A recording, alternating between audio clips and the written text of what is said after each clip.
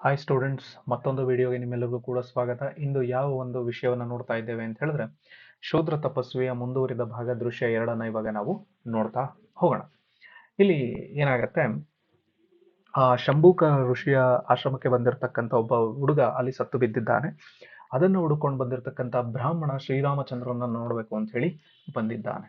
So ಅಲ್ಲಿ ಮಾತಾಡ್ತಾ ಹೋಗ್ತಾನೆ. ಏನು ಬ್ರಾಹ್ಮಣ, ಕಂದ ಕಂದಯ್ಯ ಕಂದಮ್ಮ ಓ ಎನ್ನ ಕಂದ, ಸೆಹಿಪೆ ನಿಂತಿ ಬಗೆಯ ಬೆಂಕೆಯಂ, ಮನಸ್ಸು ಹೊತ್ತಿ ಉರಿಯುತ್ತಿದೆ ನಿನ್ನ ಅಗಲಿಕೆಯಿಂದ. ಯಾರು ಹೇಳ್ತಾ ಇರೋದು? ಕಂದ ಕಂದ ಕಂದ, ನೀನು ನನ್ನಿಂದ ಹೊರಟೋಗಿರೋದ್ರಿಂದ ಮನಸ್ಸು ಅಂತಕ್ಕಂಥದ್ದು ಹತ್ತಿ ಉರಿತಾ ಇದೆ ಕಣಪ್ಪ ಅಂತ ಹೇಳಿ ಬ್ರಾಹ್ಮಣ ತನ್ನ ಮಗನನ್ನು ಕಳ್ಕೊಂಡಿರೋದು ಕೇಳ್ತಿದ್ದಾನೆ. ನಿನ್ನ ಅಗಲ್ಕೆಯಂ, ಕಣ್ಣೆ ಬೆಳಕಾಗಿರ್ದೆ ನೀನ್, ಬಾಳ್ಗೆ ಉಸಿರಾಗಿರ್ದೆ ನೀನ್, ಮುದಿತನಕ್ಕೊಂದು ಓರುಗೋಲಾಗಿರ್ದೆ ನೀನ್ ಪುತ್ರಕ. ಏನ್ ಹೇಳ್ತೀರ, ನೀನು ಏನಾಗಿದ್ದಪ್ಪ, ನನ್ನ ಜೀವನಕ್ಕೆ ಬೇಕಾಗಿರ್ತೇನೆ ಅಂದ್ರೆ ನನ್ನ ಕಣ್ಣಿಗೆ ಬೆಳಕಾಗಿದೆ ನೀನು, ನನ್ನ ಬಾಳಿಗೆ ನೀನು ಉಸಿರಾಗಿದ್ದೆ. ಇಳಿತನದಲ್ಲಿದ್ದೀನಲ್ಲ, ನಾನು ವೃದ್ಧಾಪ್ಯದಲ್ಲಿದ್ದೀನಲ್ಲ, ಈ ವೃದ್ಧಾಪ್ಯಕ್ಕೆ ನೀನೇನಾಗಿದ್ದೆ ಅಂತ ಹೇಳಿದ್ರೆ ಊರುಗೋಲಾಗಿದ್ದೆ. ಅಂಥವನನ್ನೇ ನೀನು ನನ್ನನ್ನ ಕಳ್ಕೊಂಡ್ಬಿಟ್ಟಲ್ಲಪ್ಪ, ಅಥವಾ ನಾನು ನಿನ್ನನ್ನು ಕಳ್ಕೊಂಡ್ಬಿಟ್ನಲ್ಲಪ್ಪ ಅಂತ ಹೇಳಿ ತನ್ನ ಮಗನ ಬಗ್ಗೆ ಅವನು ಹೇಳ್ತಾ ಹೋಗ್ತಾನೆ. ನೀನಿಳೆಯಲು ಉರ್ದಮೆ ಸರ್ವಂ ಕಳಲ್ಧಾನ್, ಜಗತಿ ಸ್ಮಶಾನ ಧೂಳ್ ಜಂಗಮ ಶವಂ. ಏನ್ ಹೇಳ್ತೀಯಾರೆ ಅಂತ ಹೇಳಿದ್ರೆ, ನೀನು ಮೊದಲು ಸತ್ತು ಹೋದ್ರೆ ನಾನು ಇಲ್ಲಿ ಸ್ಮಶಾನ ಸದೃಶ ತಪೋಭೂಮಿಯಲ್ಲಿ ತಿರುಗಾಡುವ ಹೆಣದಂತೆ ತಿರುಗಾಡ್ತಾ ಇದ್ದೇನೆ. ನೀನು ಅಂದ್ರೆ ಮೊದಲು ನಾನ್ ಸಾಯ್ಬೇಕಾಗಿತ್ತು, ನೀನ್ ನನಗಿಂತ ಮೊದಲೇ ಸತ್ತೋಗ್ಬಿಟ್ಟಿದ್ಯಲ್ಲ. ಸೊ ಇದರಿಂದ ನಾನು ಜೀವಂತವಾಗಿರ್ತಕ್ಕಂಥ ಶವವಾಗಿ ತನ್ನ ಬದುಕನ್ನ ಸಾಗಿಸ್ಬೇಕಾಗಿದ್ಯಲ್ಲಪ್ಪ ಅಂತ ಹೇಳಿ ತನ್ನ ಮಗನನ್ನ ನೆನ್ಕೊಂಡು ಹೇಳ್ತಾನೆ. ನೀನ್ ಒರುವನೈ ಕಂದನುಂ ಕಣ್ಣುಂ ಆಗಿರ್ದ ಕುರುಡಿ ನಿನ್ನ ಭಯಂ ಮರಳಿ ನಾನೆಂತು ಕಾಣ್ಬೆನ್. ನಿನಗೆ ನಿನ್ನ ತಾಯಿ ಇದ್ದಾಳೆ, ಆ ತಾಯಿಗೆ ಒಂದು ಕಣ್ಣಿಲ್ಲ. ಆ ಕಣ್ಣಿಲ್ಲ ಇರೋದ್ರಿಂದ ನೀನೇ ಅವಳ ಬಾಳಿಗೆ ಬೆಳಕಾಗಿದ್ದೆ. ಸೊ ನೀನೇ ಬೆಳಕಾಗಿದ್ದೆ, ಇವಾಗ ನೀನೇ ಹೊರಟು ಅಂದ್ರೆ ಇನ್ನು ಆ ತಾಯಿ ದಿಕ್ಕ್ಯಾರು, ಆ ದಿಕ್ಕ್ಯಾರಾಗಿದ್ದಾರೆ ಅನ್ನೋದನ್ನ ನಾವು ನೋಡ್ಬೇಕಾಗತ್ತೆ. ನೀನು ಆ ಕುರುಡಿಗೆ ಕಣ್ಣಾಗಿದ್ದೆ, ಇವಾಗ ಮನೆಗೆ ಹೋಗಿ ನಾನು ಹೇಗೆ ಹೇಳಿ ಅಂತ ಹೇಳಿ ತನ್ನ ಮಗನ ಬಗ್ಗೆ ಆ ಪಾರ್ವ ಮತ್ತೆ ಬ್ರಾಹ್ಮಣ ಹೇಳ್ಕೊಳ್ತಾ ಹೋಗ್ತೇನೆ.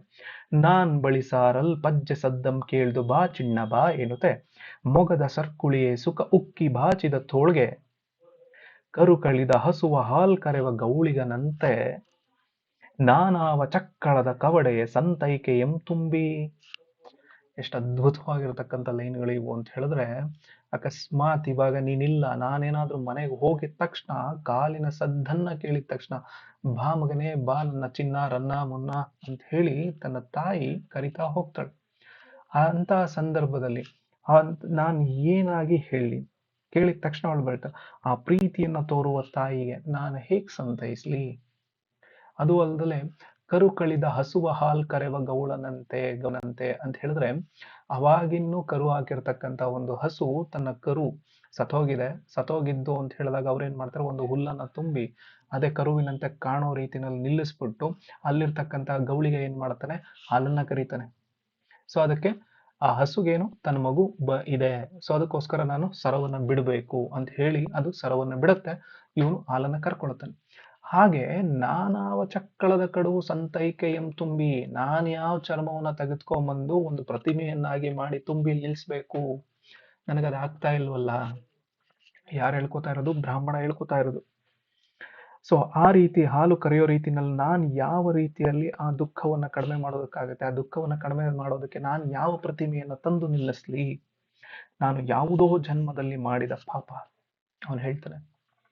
ಸೊ ಅದು ಏನಿದೆ, ಬಾಳ್ಗಡಲ ಪೀರ್ವ ಬಡಭಾಗ್ನಿಯಂ ನಂದಿಸಲಿ, ಆ ನೋವಲ್ಲಿರ್ತಕ್ಕಂತಹ ಒಡಲನ್ನ ನಾನು ಹೇಗೆ ಸಮಾಧಾನಿಸ್ಲಿ. ಪೇಳ್ ಪುತ್ರಕ ಪೇಳ್. ಇಂದು ನಾನು ಮುಪ್ಪಿನಲ್ಲಿರುವ ಸಂದರ್ಭದಲ್ಲಿ ನನ್ನ ಕಣ್ಣೆದುರಿನಲ್ಲಿ ಇಂಥ ಯುಗದಲ್ಲಿ ನಾನು ಕಾಣ್ತಾ ಇದ್ದೇನೆ.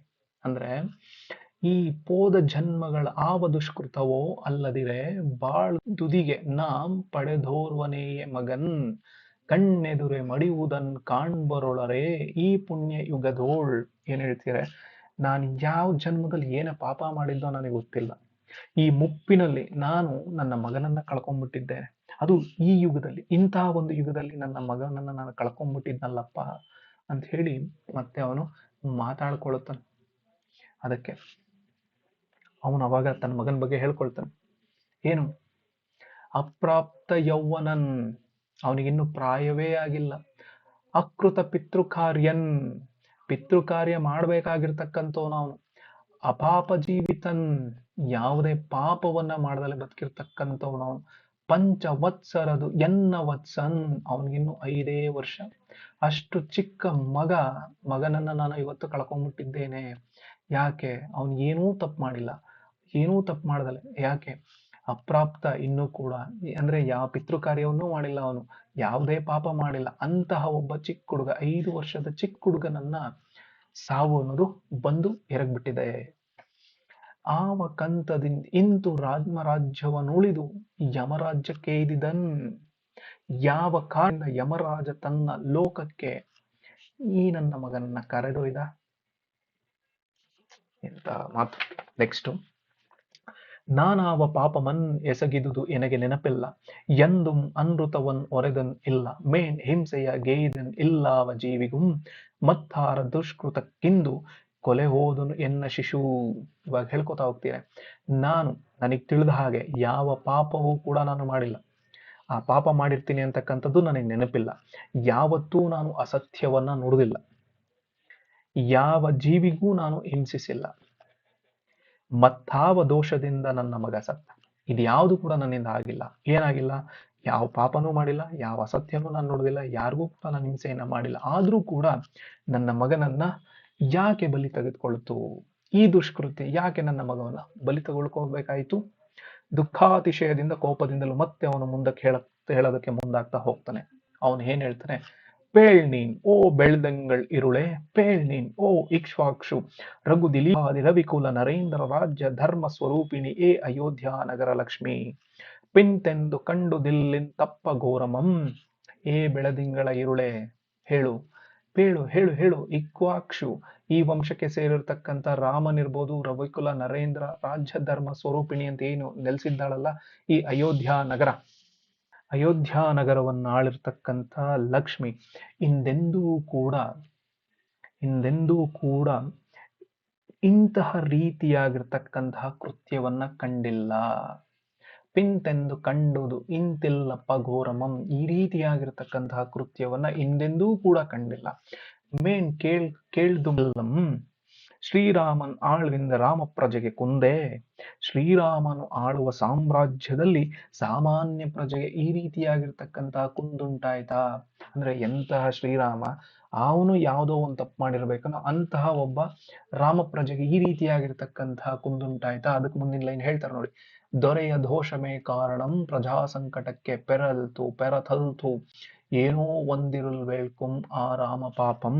ಏನ್ ಹೇಳ್ತಾರೆ? ದೊರೆ ಮಾಡಿದ ದೋಷ ಏನಿರ್ತದಲ್ಲ, ಅದಕ್ಕೆ ಆ ದೋಷಕ್ಕೊಳಗಾಗಿರ್ತಕ್ಕಂಥವ್ರು ಮತ್ತೆ ಸಂಕಟಕ್ಕೊಳಗಾಗಿರ್ತಕ್ಕಂಥವ್ರು ಯಾರು ಅಂತ ಹೇಳಿದ್ರೆ ಅಲ್ಲಿನ ಪ್ರಜೆಗಳು ಆ ಸಂಕಟಕ್ಕೆ ಈಡಾಗ್ತಾರೆ.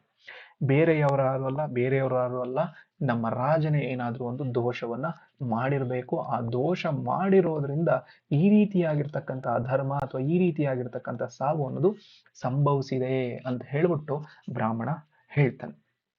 ಮತ್ತೆ ಹಾಗೆ ಯೋಚಿಸ್ಕೊಂಡು, ಪೆರತೇನ್ ಸಾಲದೇನಾ ಶೂದ್ರನ ತಪಕ್ಕೆ ಮುನಿದ ಧರ್ಮಪಂ. ಅವಾಗ ಹೇಳ್ತಾನೆ, ಸೊ ಅದೇನು ಸಾಲದೇನು, ಈ ಶೂದ್ರ ಅಂತಕ್ಕಂಥವನು ತಪಸ್ಸನ್ನ ಮಾಡಿದ್ರೆ ಧರ್ಮ ಅಂತಕ್ಕಂಥದ್ದು ಸುಮ್ಮನೆ ಇರತ್ತ, ಅದರಿಂದ ಶಾಪ ಅನ್ನೋದು ಕೂಡ ಉಂಟಾಗತ್ತೆ. ಮುಂದುವರೆದು ದಿಟ್ಟದನಿಯಿಂದ ಮಾತಾಡ್ಕೊಳ್ತಾನೆ. ಮಡಿದ ಮಗನನ್ ಮರಳ್ಚಿದು ಇರ್ಧೊಡೆ ಕೇಳ್ ಓ ರಾಮಚಂದ್ರ ಸಾವಿನಿಲ್ಲೆ ನಿನ್ನ ಅರಮನೆಯ ಬಾಗಿಲೋಳ್ ಬ್ರಹ್ಮ ಹತ್ಯಂಗೇದು ಸುಖದಿಂದಿರು ಇರು. ಅವನು ಹೇಳ್ತಾನೆ ಗಟ್ಟಿಯಾಗಿ ಅವನ ಮನೆ ಮುಂದೆ, ಮಡಿದ ಮಗನನ್, ನನ್ನ ಮಗ ಸತ್ತೋಗಿದ್ದಾನೆ, ಸತ್ತೋಗಿರ್ತಕ್ಕಂಥ ಮಗನನ್ನ ಮತ್ತೆ ನೀನು ಬದುಕಿಸಿ ಕೊಡ್ಲಿಲ್ಲ ಅಂದ್ರೆ ಓ ರಾಮಚಂದ್ರ ಕೇಳಿಸ್ಕೊ, ನಿನ್ನ ಅರಮನೆಯ ಬಾಗಿಲು ಅಂತ ಏನಿದೆಯಲ್ಲ ಆ ಬಾಗ್ಲಲ್ಲೇ ಬಂದು ನಾನು ಸಾಯ್ತೀನಿ. ಅದರಿಂದ ನಿನ್ಗೆ ಏನಾಗತ್ತೆ ಅಂತ ಹೇಳಿದ್ರೆ ಬ್ರಹ್ಮ ಹತ್ಯೆಯ ದೋಷ ಅನ್ನೋದು ನಿನ್ಗೆ ಬರುತ್ತೆ, ಅದರಿಂದ ನೀನು ಸುಖದಿಂದ ಇರು ಅಂತ ಹೇಳಿ ಮತ್ತೆ ಅವನು ಹೇಳ್ತಾ ಹೋಗ್ತಾನೆ ಗಟ್ಟಿಯಾಗಿ. ಅದಕ್ಕೆ ಆ ತಕ್ಷಣಕ್ಕೆ ಮತ್ತೆ ಮುಂದುವರೆದು ಹೇಳ್ತಾರೆ ಗಟ್ಟಿಯಾಗಿ, ಆಗಸವೇ ನಿನ್ ಸಾಕ್ಷಿಯಾಗಿ, ಕಣ್ಗಿದಿರನೆ ನೀನ್ ಸಾಕ್ಷಿಯಾಗಿ, ಆಕಾಶವೇ ಸಾಕ್ಷಿಯಾಗಿ, ಚಂದ್ರನೇ ತಣ್ಣಗಿದಿರನೆ ಅಂತ ಹೇಳಿದ್ರೆ ತಂಗಾಳಿ ಯಾವ ಟೈಮಲ್ಲಿ ಅಂದ್ರೆ ಚಂದ್ರ. ಸೊ ಚಂದ್ರನ ಸಾಕ್ಷಿಯಾಗಿ ಓ ಅಯೋಧ್ಯೆ ನೀನುಂ ಸಾಕ್ಷಿ ಕೇಳಿಂ ಓ ಸಗ್ಗದೊಳಿರ್ಪ ನೇಸರ್ ಬಳಿಯ ಅರಸರಿರ ನಿಮ್ಮೆಲ್ಲರೂ ಎನ್ನ ಪೂಂಕೆಗೆ ಸಾಕ್ಷಿಗಳ್. ಮತ್ತೆ ಮುಂದುವರೆದು ಹೇಳ್ತಾನೆ, ಆಕಾಶ ಚಂದ್ರ ನಿಮ್ಮ ಸಾಕ್ಷಿಗಳ ಸಮೇತವಾಗಿ ಓ ಅಯೋಧ್ಯೆ ನಿನ್ನ ಸಾಕ್ಷಿಯಾಗಿ ಕೇಳು. ಆ ಸ್ವರ್ಗದಲ್ಲಿ ಈ ಅಯೋಧ್ಯ ನಗರವನ್ನ ಈ ಹಿಂದೆ ಆಳಿ ತಮ್ಮ ಸಾವನ್ನ ಕಂಡುಕೊಂಡಿರ್ತಕ್ಕಂಥ ಮಹಾನ್ ರಾಜರ ಸಾಕ್ಷಿಯಾಗಿ ನಾನಿಲ್ಲಿ ಹೇಳ್ತಾ ಇದ್ದೇನೆ. ನೀನೇನಾದ್ರೂ ಇದನ್ನ ಮಾಡ್ಕೊಡ್ಲಿಲ್ಲ ಅಂದ್ರೆ ನಾನು ಕೂಡ ಸಾವನ್ನ ಅಪ್ತೀನಿ, ಇದರ ಕೆಟ್ಟ ಹೆಸರು ಕೂಡ ನಿನಗೆ ಬರುತ್ತೆ ಅಂತ ಹೇಳಿ ಮತ್ತೆ ಅವನು ಮಾತಾಡ್ತಾ ಹೋಗ್ತಾ ಇರ್ತಾನೆ. ಅವಾಗ ಯಾರು ಈ ತರ ಮಾತಾಡ್ತಾರಲ್ಲ ಅಂತ ಹೇಳಿ ಶ್ರೀರಾಮಚಂದ್ರ ಅವನು ಬರೋದಕ್ಕೆ ಮುಂದಾಗ್ತಾ ಹೋಗ್ತಾನೆ. ಸೊ ಅವನು ಬರೋದನ್ನ ನೋಡಿದಾಗ ಅವ್ರು ಹೇಳ್ತಾ ಹೋಗ್ತಾರೆ, ಇದು ಪೂರ್ತಿ ಏನು ಅಂತ ಹೇಳಿದ್ರೆ ಶ್ರೀರಾಮನ ವರ್ಣನೆ. ಸೊ ವರ್ಣನೆ ಆಗಿರೋದ್ರಿಂದ ಇದು ಅಷ್ಟೊಂದು ಇಂಪಾರ್ಟೆಂಟ್ ಅಂತ ಹೇಳಿ ಅನ್ಸೋದಿಲ್ಲ. ಸೊ ಅದಕ್ಕೆ ಮುಂದಕ್ಕೆ ಬರ್ತಾನೆ. ಮುಂದಕ್ಕೆ ಬಂದಾಗ ಅವನು ಕಾಣಿಸ್ಕೊಂಡ ಮೇಲೆ ಆಮೇಲೆ ಬಂದ ಮೇಲೆ ಹೇಳ್ತಾನೆ ಏನು, ಧನ್ಯನಾ ನಿನ್ ಬದುಕಿರ್ದೆನ್ ಬರ್ದುಕ್ಕದಿರ್ಪೆನ್ ನನ್ನ ಕಂದನ್ ಬದುಕಿರ್ದನ್ ಅವನು ಬದುಕಿರ್ದನ್. ಸೊ ನಾನ್ ಇನ್ಮೇಲೆ ಬದುಕ್ತೀನಿ, ನನ್ನ ಕಂದ ಬದುಕ್ತಾನೆ. ಯಾಕೆ? ಶ್ರೀರಾಮಚಂದ್ರ ನನ್ನ ಎದುರುಗಡೆ ಬಂದಿದ್ದಾರೆ. ಸೊ ಅವರಿಂದ ನಾನು ನನ್ನ ಮಗನನ್ನಾಗ್ಲಿ ನಾನಾಗ್ಲಿ ಬದುಕೊಳ್ತೀವಿ ಅಂತ ಹೇಳಿ ಹೇಳ್ತಾರೆ. ಅವಾಗ ಶ್ರೀರಾಮ ಹೇಳ್ತಾನೆ,